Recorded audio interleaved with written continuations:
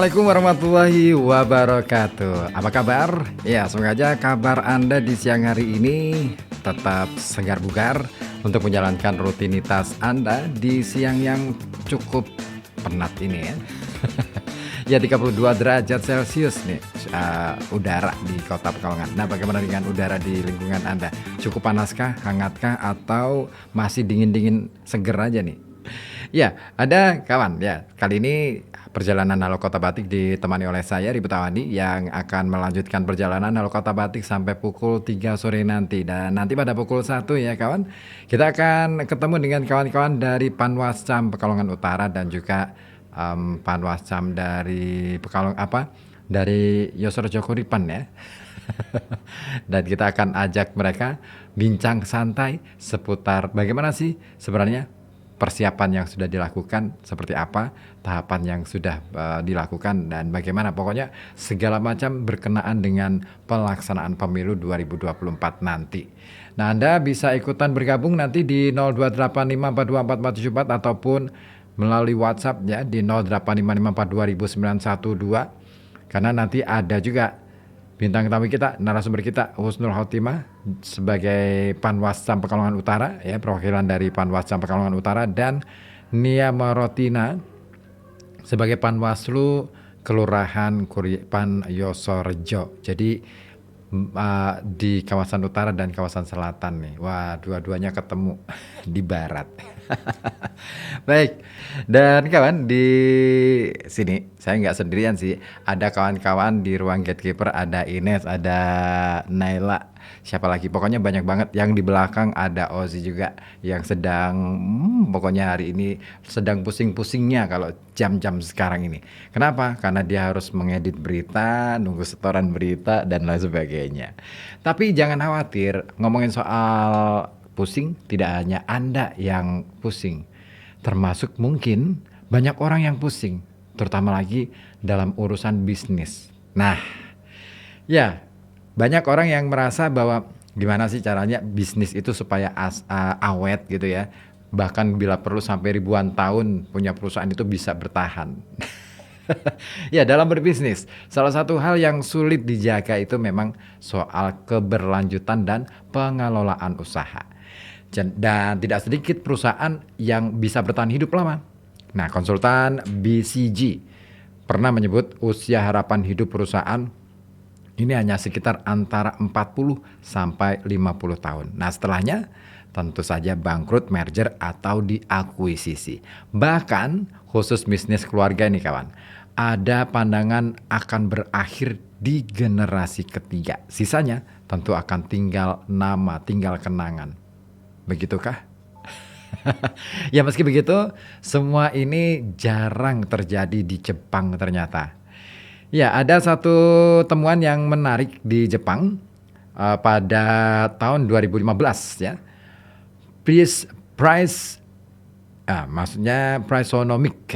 Priceonomics ini pernah menulis 517 dari 967 perusahaan berusia tua di dunia berasal dari Jepang. Nah, perusahaan tertua di dunia ini usianya sampai 1445 tahun. Ini adalah perusahaan yang asalnya dari Jepang juga. Tapi apa kira-kira resepnya supaya bisnis kita atau perusahaan kita jadi awet sampai ribuan tahun seperti yang ada di Jepang? Nah, ini kawan, perlu diketahui, Jepang adalah negara yang kaya nilai-nilai filsafat. Sepakat sih ya, deal ya. Nah, secara historis, filsafat Jepang merupakan perpaduan dua aspek. Nah, kali ini kita perlu tahu dulu nih, apa aja nih dua aspek itu. Yang pertama, agama lokal, Shinto, dan agama pendatang seperti Buddha, Taoisme, dan Konfusianisme. Kemudian yang kedua adalah pengaruh filsafat Barat. Nah, ini dia. Nah, gabungan dua aspek ini kawan, yang dikembangkan oleh para tokoh terkait kemudian melahirkan ajaran-ajaran filsafat yang menjadi dasar kehidupan masyarakat hingga lintas generasi. Soal ini tidak cuma perihal kedisiplinan waktu, tetapi juga etos kerja.